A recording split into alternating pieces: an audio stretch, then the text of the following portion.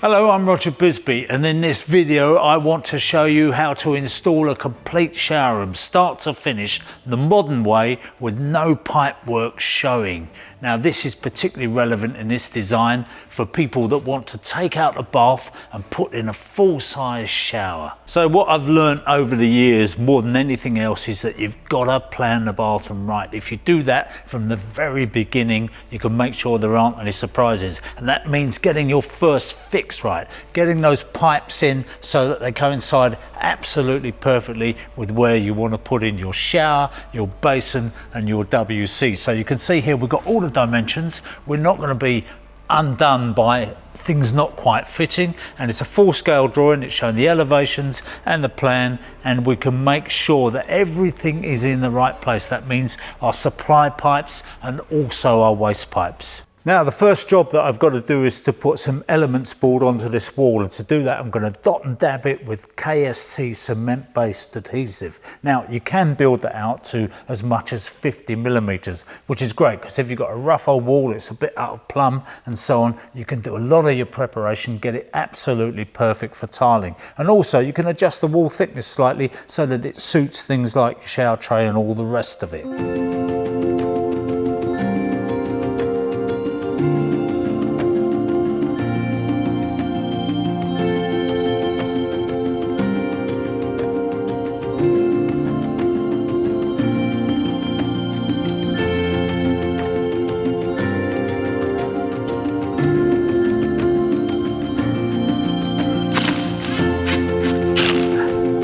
So that's not going anywhere, and once I've finished putting in the mechanical fixings, I'm then going to cover the joints. Now in the wet area I'm going to use Pro Seal and a flexible waterproof neoprene tape over those joints, but in the areas outside of the wet area I'm going to use an alkali resistant scrim tape and what I've got left of that KST adhesive.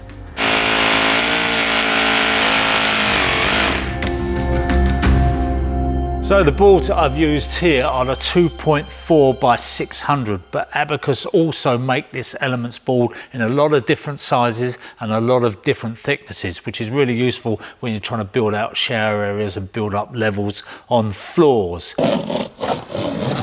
So here's a little tip on setting out that I always try to just take account of, and that's when you're using these single fall trays, you've got a plastic upstand there, and if you put that in front of the wall, you'd have to just dub out your tiles slightly to cover that upstand. But what you can do is use a 6mm board to start with in here. That's a 12mm board, so 6mm board just gives you that little recess there. It means that plastic upstand can go tucked away nice and discreetly there, and this tile will then just go over and fall exactly where you want it, just behind that drain. Now this is all going to be taped up in the installations, so none of that will leak. All the water, if it ever did get behind these tiles, would just come down and find its way into the drain. So it's a great solution, neat way of doing it, and it saves you any trouble.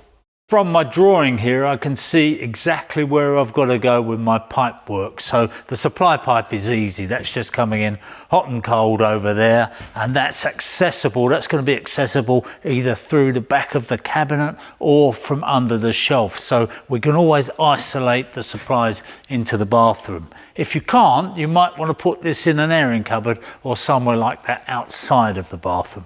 Now the waste pipe is generally a little bit more problematic because getting water away is more of a challenge, but here we've got the waste pipes coming up through the floor, we've got the basin waste in there, we've got the bath waste, or the shower waste as it is this time, 40mm in that position. We've got a branch for the WC, but sometimes of course the soil pipe is outside the building, you're going straight through the wall and out. Sometimes you've got to work it out and get it in through the inside of the building. So every job's different, and that is really the plumber's skill, working out how to get that water away. When you're putting your frames in, you're building your pre-wall, the place to start is with the WC because that's the largest waste connection we've got, and really wherever the WC soil pipe branches is going to determine how far out we go from the wall. Now in this case, with this handy bent connection, we've got 3 different positions. We can move it in or out a little bit, and we've actually managed to get this in nicely just behind there, which means we've got 205 millimeters out from the wall. Now, if it was longer, we've got some longer bolts to deal with that, to fix it at the top, but there are some shorter bolts here as well. So we're covering all eventualities. And if we weren't going with a bent connection, by the way, this will also go down through the floor if you wanted to, but if we were going straight out, then we've got an extension piece here. Now the great thing, the thing that I really like about this is because they provided you with all those options, it means actually that you'll end up not using one of these components. So this is a rare time when if you end up with things left over in the box, you don't need to worry. Now, we've determined how far out from the wall we want to go, but we also need to know how high we're going to go. And you can see that they've put a mark on this frame to tell you where that 1 meter height is, which is more or less the average position that people would want it in height-wise. But of course, what we've got to remember is we're going to build this floor up. We've got some elements board to go on here, we've got the underfloor heating to go on here, and we've also got the tiles. So that's going to raise this up. So work out what your finished floor height is. In this case, I know that our build up is going to be 30 millimeters. So I'm going to raise this frame up by another 30 millimeters. So that will be 1 meter and 30. And I do that by means of these adjustable feet here.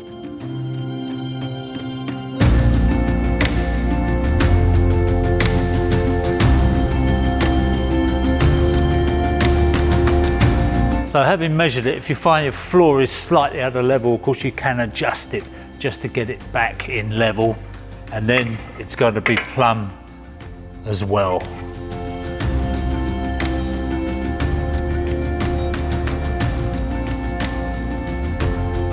What I've done here is I've put it on that first rib, if you like, that just clips into there, and the clip goes over the top to hold it securely in position. But if I wanted to bring this frame back a little bit more, if I was tight for space, I could actually bring it back to there or even to there, but of course it's starting to push on the branch there. So that just gives me a little bit of room. I mean, better to have a little bit of space to work in.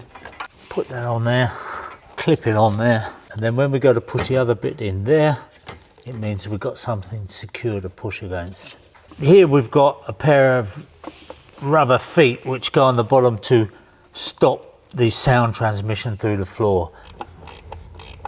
70% of the loading on this frame is down into the floor, so we've got a good solid floor, but that still leaves 30% pulling away from the wall, if you like, and we've got some bolts here to fix it to the wall, but also we have a foot which is adjustable around here. But what we've got here is a stud that's going all the way across, so we're going to pick that up.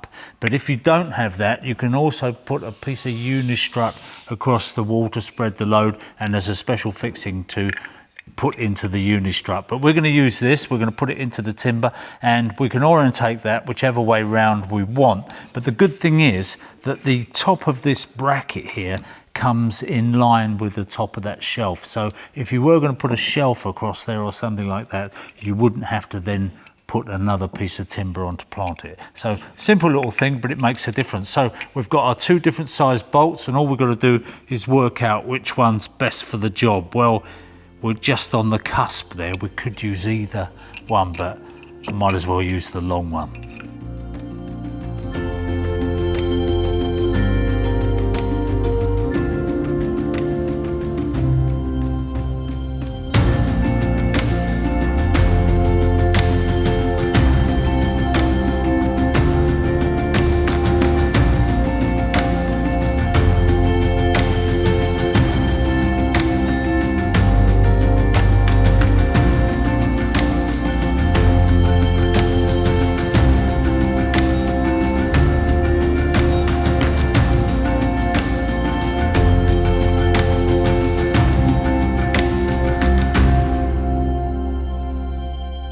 Where possible, I like to construct my pre-wall on the floor so I can get the whole thing squared up. It's all basic carpentry, just cutting the timber, screwing it together, and you have to make sure that it's set out so that it can take whatever you're going to put in there. In this case, we're going to put in mounting frames and so on, and these have got a little bit of adjustment on them anyway, so it's not that critical. All I have to do now is screw it so that it's exactly the same distance from the wall as the WC frame, which is the thing I'm setting it out by. Now you could construct the whole pre-wall and then plumb it up afterwards, but what I like to do is just pre-plumb some of these sections because I'm going to crimp these fittings. I'm not going to use push fit on this. I like the crimp system. It's becoming more and more popular. More and more plumbers are going over to it because there's no O-rings. Once it's crimped, and I think it's a far more reliable system. But it does mean that rather than having to get round and work with those crimpers in position, I can actually just pre-plumb that onto the plates and then run it in.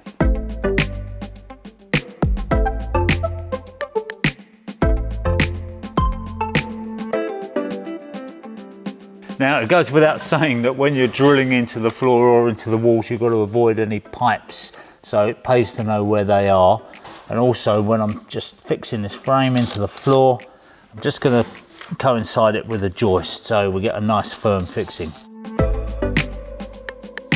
Now there was a time when I used to fit basins and just make up bits of stolaging, but this basin frame has made that completely unnecessary. It's made for the job and it's got all the connections, everything's ready to go. So you'll see how this fits together, but you wouldn't think I could get too excited about a basin frame, but I think this is a major step forward. Now, what I'm going to do is I'm going to join these pipes to the basin frame before I put it in position so that I don't have to worry about trying to crimp in position. And you can do this with PTFE tape, but I actually prefer to use this Loctite 55 thread. I just think it makes a more secure fitting.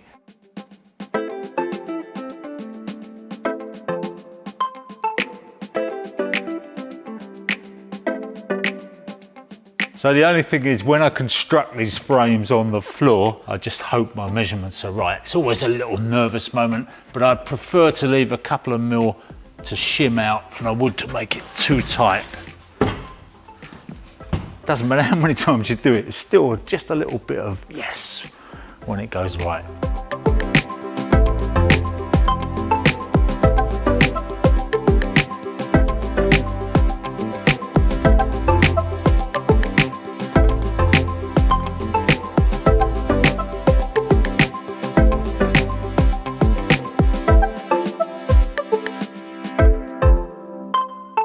Now the great thing about this crimp system is that you can see from that hole there when the pipe is all the way into the fitting, so you're not having to hope for the best or guess it. So when we pop it into the crimping tool, we'll locate that black shoulder on it. We're in position, nothing slipped out, just give it a little push just to make sure.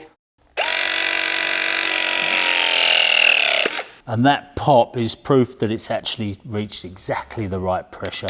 And look at that joint, that's absolutely beautiful. There's no O-rings involved in that, doesn't swivel, it's locked in there nicely. So here I'm a convert.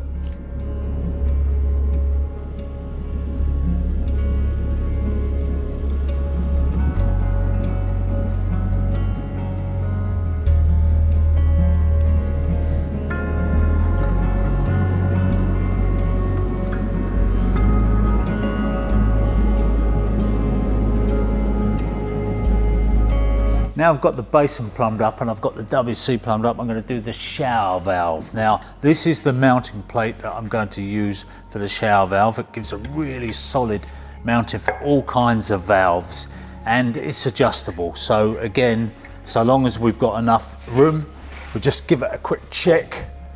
Yep, that's tight, but it's fine. And if it was a little bit loose, we could adjust it on the back there on the slots. So the next thing I need to know is where you really need to get hold of your shower valve, whatever it is. And this is the valve that I'm using. So that's going to go on there. And we just need a bit of depth planning here because obviously we know what we're going to have in the way of board and tiles. If the tiles are coming anywhere around there, we'll be fine. But I know now, because I've done a few of these in the past, that I've got to set this back 25 millimeters from the front on those brackets there. Now I like to get these things in level. There's no real need because actually there's adjustment for the shower valve on that plate. So long as we're there or thereabouts, we can screw that to the board.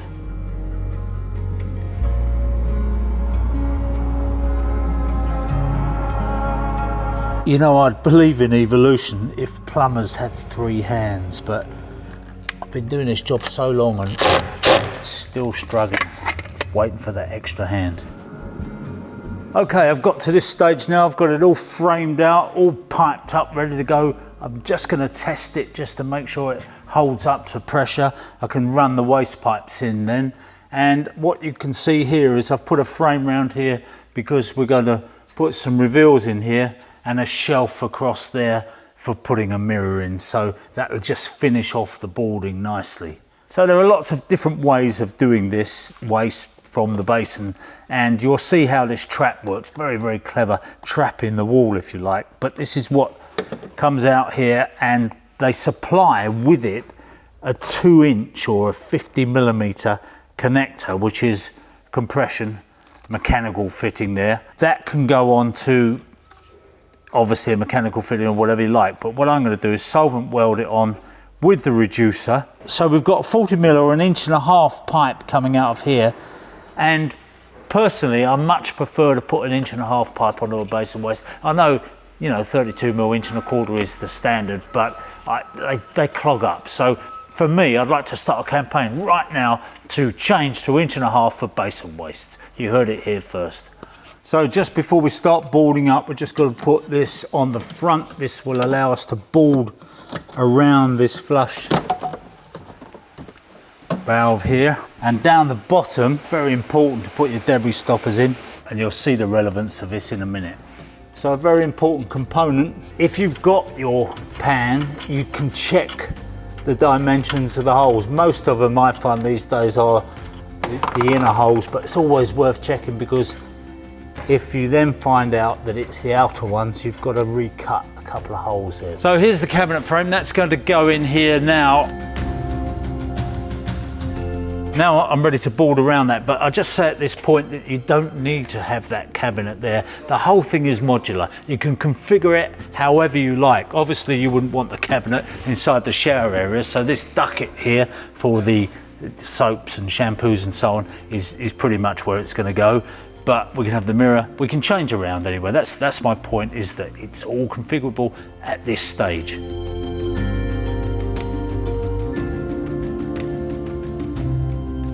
Of course, a bit of a schoolboy error. It always helps to know where the studs are before you do this.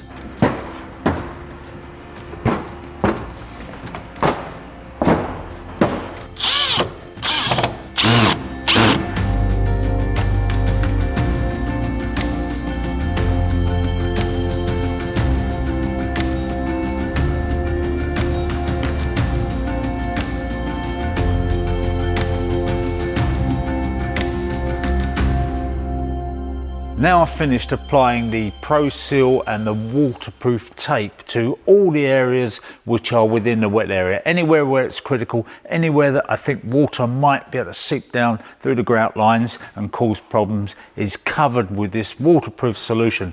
It actually expands. The tape is flexible so that if there's any kind of movement, the building dries out, as all buildings do, move slightly, this tape will actually take up that amount of movement. And also the seal expands at exactly the same rate, so it just means that all these joints are covered completely. Now I'm using Elements board here, and this is an insulated board, a tile backing board, and the idea is that it just gives you that little bit of a warmer surface, stops the condensation on the tile so much, and it also has this polymer face which is ideal for tiling onto. So we've got a completely waterproof surface here. Water will not get through that, and of course by the time we've got the tiles on, the grout, the sealant, we really have a belt and braces approach to the whole job.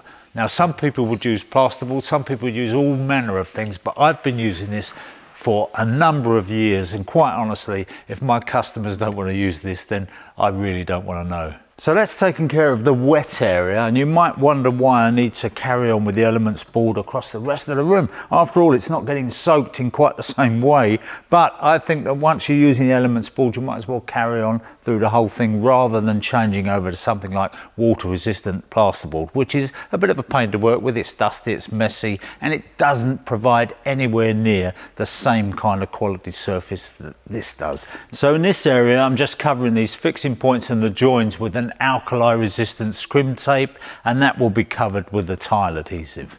Now we come to the part where we're going to be putting the shower tray in, and this is a problem that plumbers come across all the time: how to get that waste pipe out, how to get it to the soil pipe. Now you can't go notching through the joist. If you've got joists in the way, you've got to run that over the top, and if you've got a concrete floor, you've got to run it over the top. So the solution is to use this raising piece here, which is what we call a sub element, and this supports the single fall infinity tray which goes on top. Everything we need to do the job is included in this fixing kit.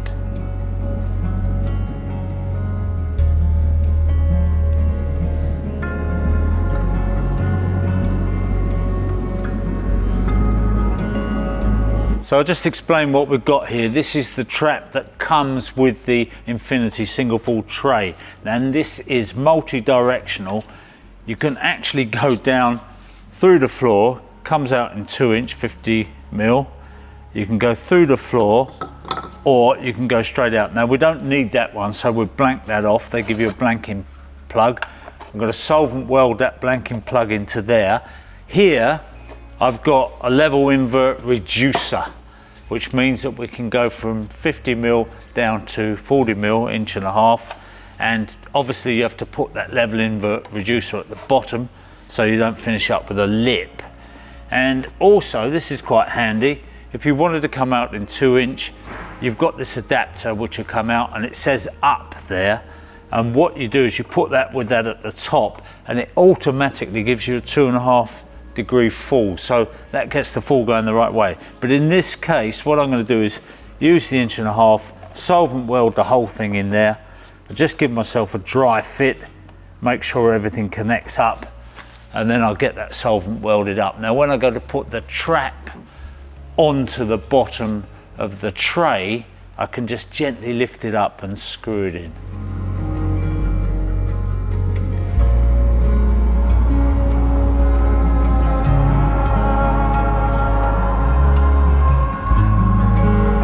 In this little pack is the seal for the trap and also the stainless steel bolts, which we're going to need a little later on. So I'm going to put this seal on at this stage. If you forget it, it's very difficult to do it afterwards. So that just pops around the outside there. On this one, we put the second O-ring, or seal if you like. So just pop that in there for now. And I'll keep the bolts there so I know where they are. So now I'm going to stick down the sub element.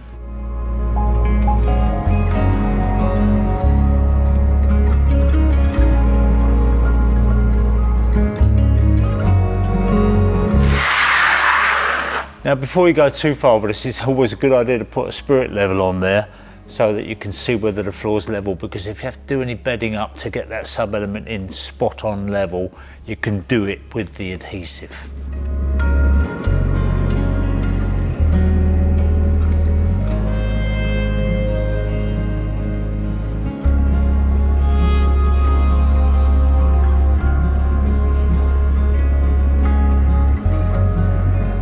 Now it's important when you're putting these machine screws in to pull this trap up into place that you don't over tighten those screws. If you've got a torque screwdriver, it's 1 Newton-meter, which is absolutely nothing really, but it's okay because we've got an O-ring to seal it here, and on the underside is a big rubber gasket. So if you just get it just firmly up in there, it won't leak. And if you're doing it, make sure you've got all 4 screws in first before you start tightening up.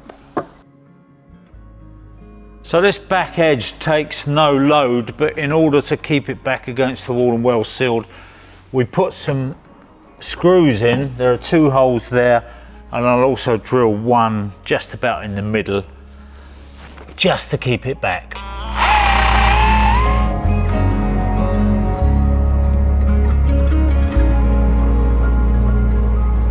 So So I've got to put the sealant tape over the top of this plastic upstand, but as a belt and braces measure, I'm going to put the sealant, the MD sealant, along the back first, and then I'll screw that tightly back and it will never leak.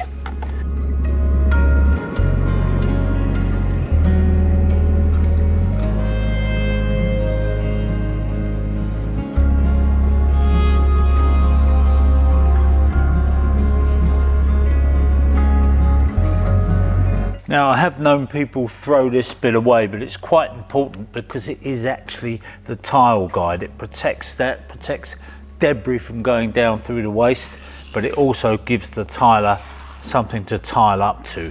When we come to doing the wall, we'll have this tile here, which will stop there basically at that level, and then the wall tiles, if I can just lift this one over, we put this 6mm board in and then the 12mm up here to create this very slight recess to stop this tile from kicking out. So you can see how it works there. That's all sealed up with the tape, so there'd be no chance of any water getting in there. If it ever did run down the back of this tile, which is very unlikely, and it got down to there, it would just drip through there and find its way into the drain. So it's important that we don't get rid of this, by the way. You do see people throw that away thinking it's a bit of packing. It's actually the tile guide. We're going to put our trim up to there, the tiler is at least, and then he can tile to there. When the drain cover goes in here, there is an option of different finishes for that. Now, I'm not going to pretend that I did this. This was done by the tiler. I'm not responsible for this bit, but I just wanted to show it to you to say how important it is that you get nice, neat holes, that you do everything as precisely as you can. We don't want a big diamond cut here with an angle grinder. That's not acceptable. On the drawing, it shows that it's been designed in 800 modules. So the first one was the 800 with the WC centered on this tile. The next one is the basin. Again, the basin is centered on that 800, and the final one is the shower over here. That's the third one of the 800, and that is centered on the shower valve and the ducket and everything else. So it looks really good. You don't get that awkward thing where somebody's, oh no, you've got a slither of a tile and where do you put the cut? It's all worked out.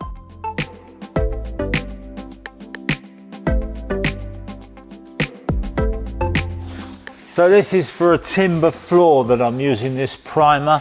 If you're going onto concrete, onto a screed or existing concrete floor, then you would use a different primer or no primer at all, just depending on the nature of the floor.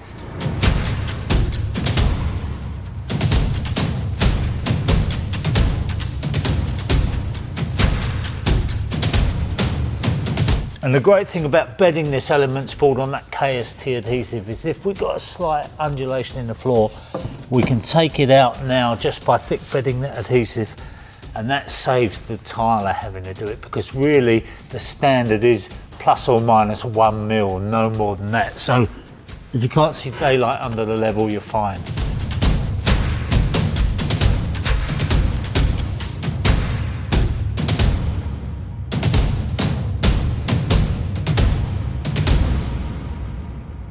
This is electric under tile heating, and not everybody has it, but in my experience everybody wants it. And there's just a couple of things you've got to bear in mind with it. It works a lot better when you've got an insulating layer underneath, because it speeds up that warm-up time of the tiles. You don't need to switch it on so early. So this elements board is perfect for that, because it's got that insulated core. It will drive that heat up through the tiles. You get very rapid warm-up. Now, when you're laying it, you need to work out where your supply is coming from, which will be outside the room. That's where it will link in, and then you'll put the thermostat on there.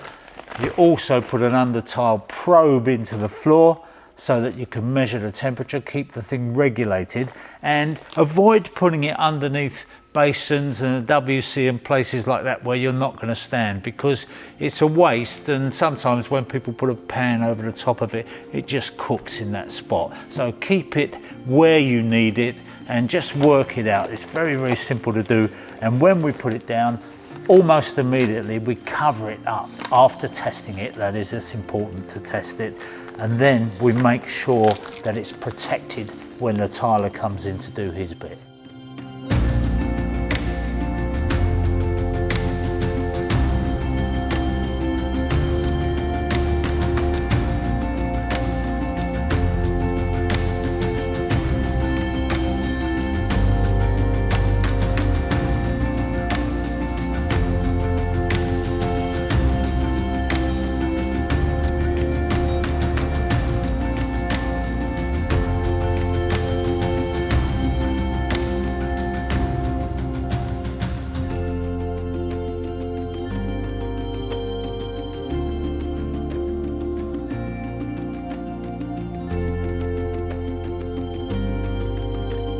Okay, so the rest of the second fix I can do on my own, but when it comes to putting in the glass, I really like a hand with that bit.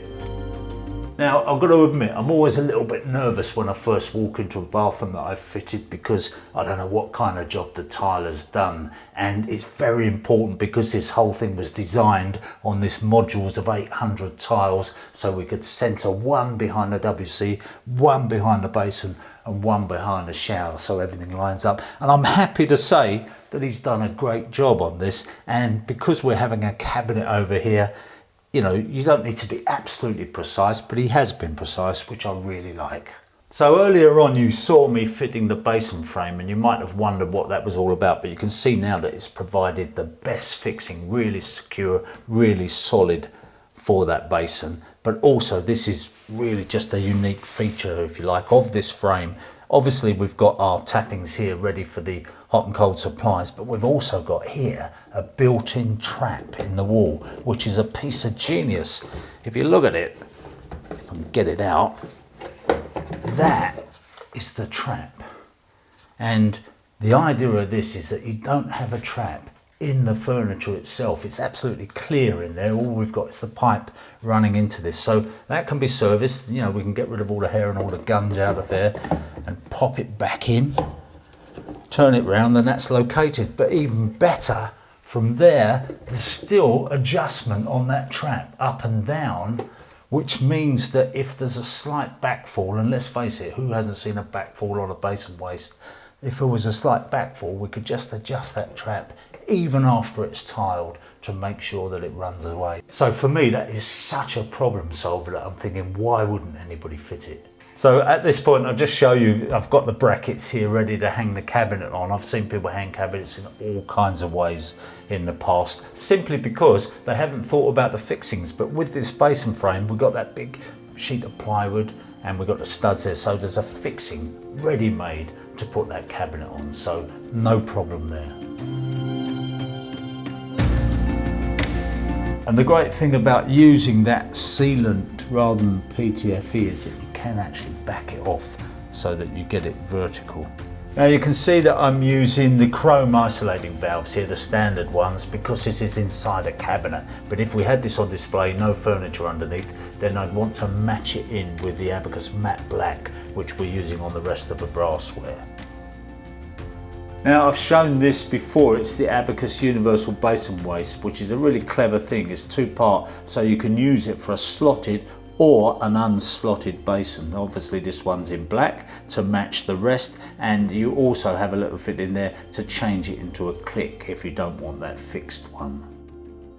Now these isolating valves are universal, so you can come out with a bit of 10mm copper with a nut and olive on it, or you can take that off and that gives you a 3/8 thread. But because I've got flexes on here, I want to change it to 1/2 inch, so I just put that bush on and I use this thread sealant again because I love it. Nice tiny squirt in there. On it goes, and hand tight is actually good enough with this thread sealant. You just back it up slightly like that.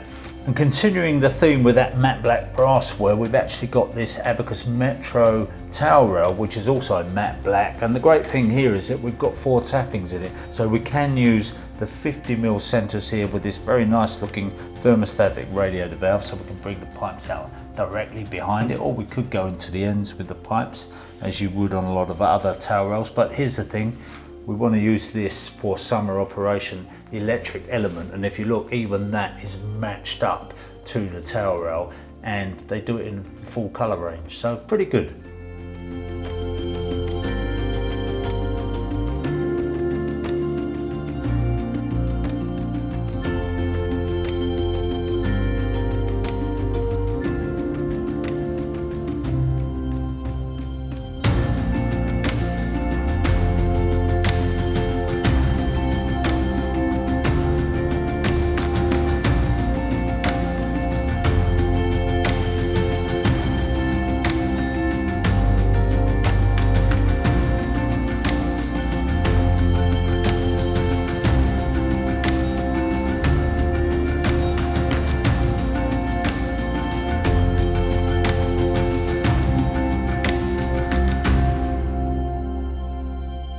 So this is just a message for my fellow plumbers out there.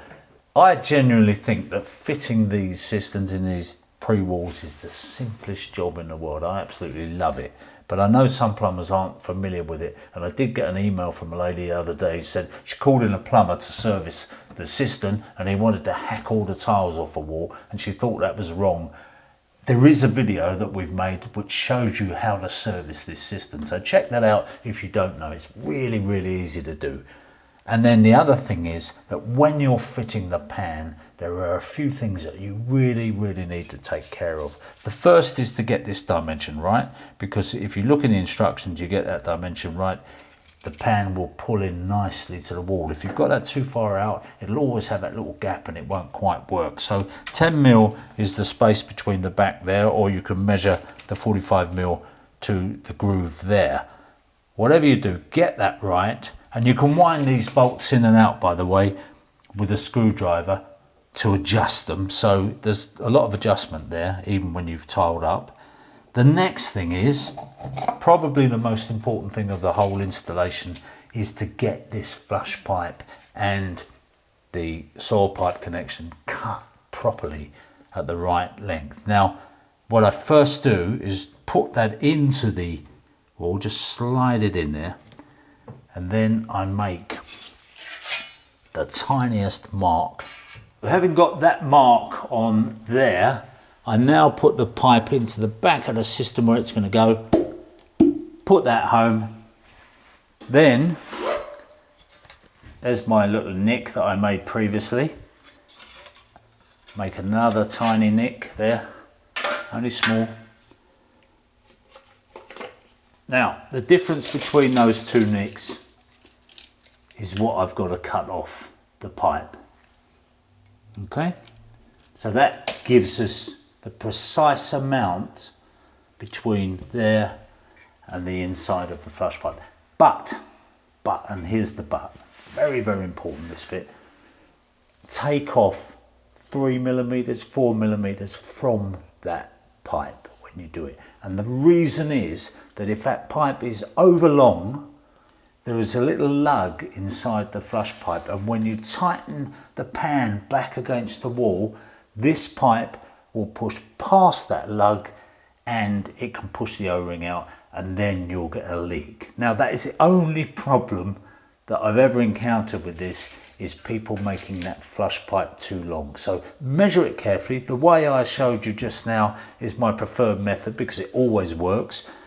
Take those 3-4 mil off the end of it. So long as you're going in past that O-ring, you're fine, and there is a little bit to spare, so you'll be absolutely fine in doing that. And then when you tighten those bolts and the pan goes back against the wall, you know it's not pushing against that lug. That's all I'm saying. It's very, very important to do that. Same applies when you do this, but it's not quite so critical. But again, you just put it on there, mark it up, put it into the wall, mark it up, cut off the difference, obviously chamfer it down and put the silicone grease on. Very important. Comes in this little sponge, by the way. It's impregnated with silicone, so you haven't got to go looking for it. You haven't got to use fairy liquid or anything else, and that will be the perfect job. Honestly, you will get no problem if you do that.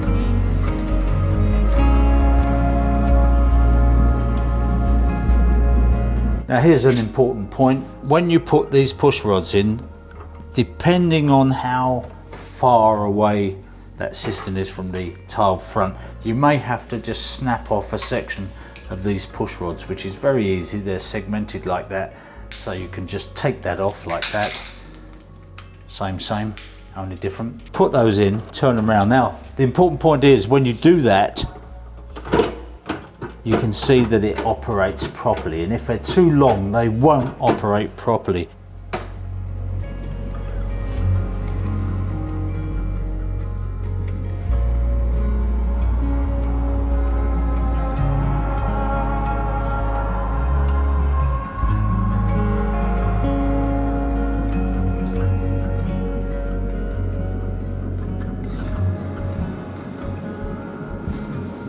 Never leave your fingerprints at the scene.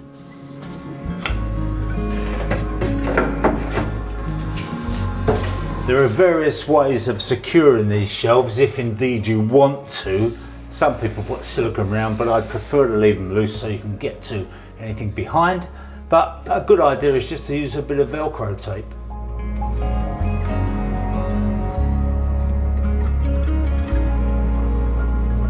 So these are the adjustable feet for the grid.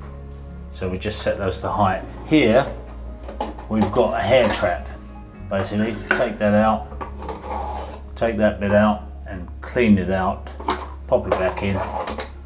Not a great job, but somebody's got to do it. And then that all sits nicely in there, sealed off. And then the final thing is, so there you are, all finished, and it's a pretty nice looking shower room, and because of all the preparation, all the thought and design that goes into it, and of course the components, not to mention the labour, it's going to remain looking a pretty nice shower room for a long time to come. Now if you want details of any of the products that have been used to create this beautiful room, it's all in the links below.